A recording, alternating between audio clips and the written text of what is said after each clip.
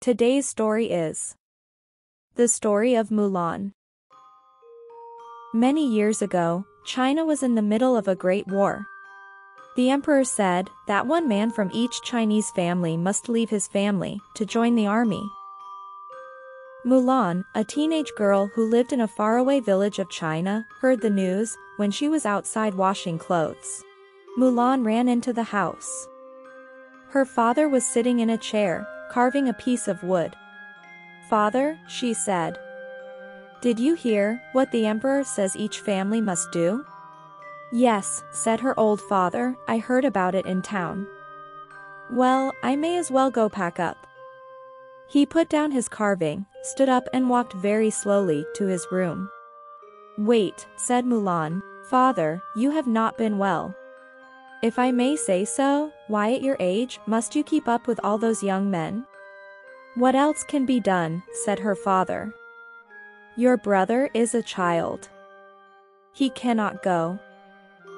"Of course that's true," said Mulan. "He is too little. But I have an idea."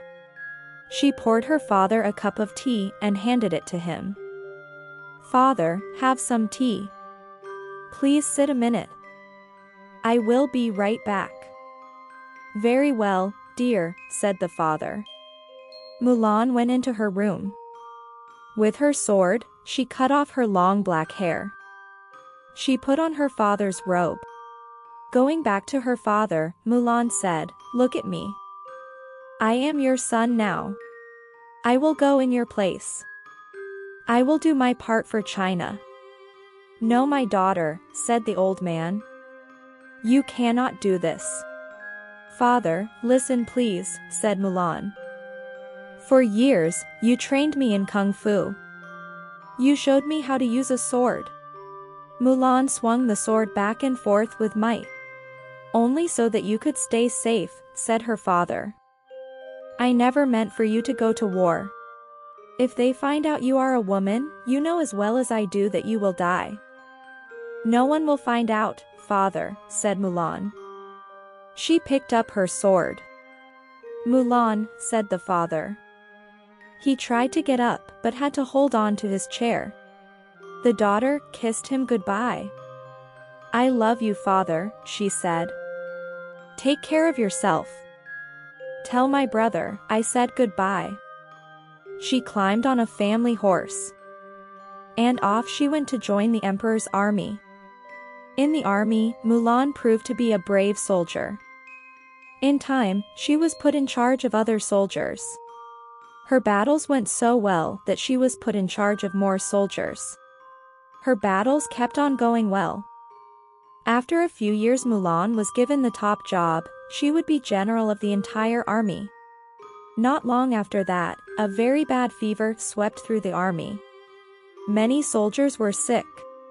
And Mulan became sick too, the general of the army.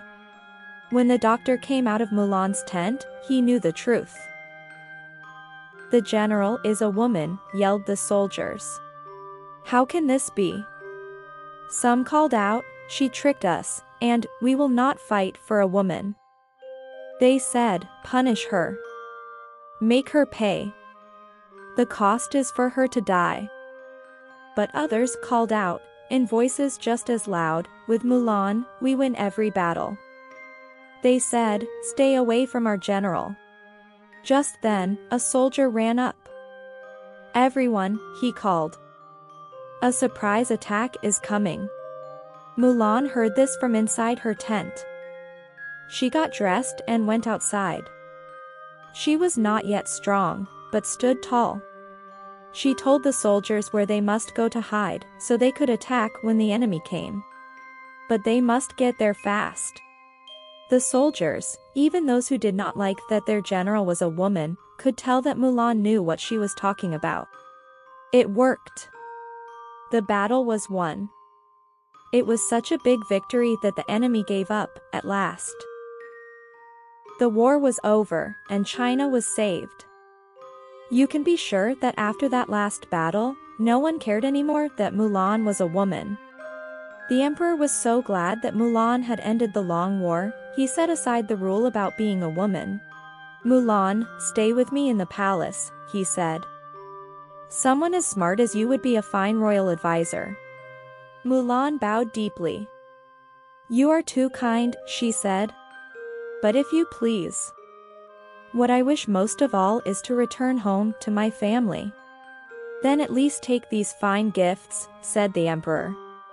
So everyone at your home village will know how much the Emperor of China thinks of you. Mulan returned to her village with 6 fine horses and 6 fine swords. Everyone cheered that she was safe. The person who had saved China was their very own Mulan.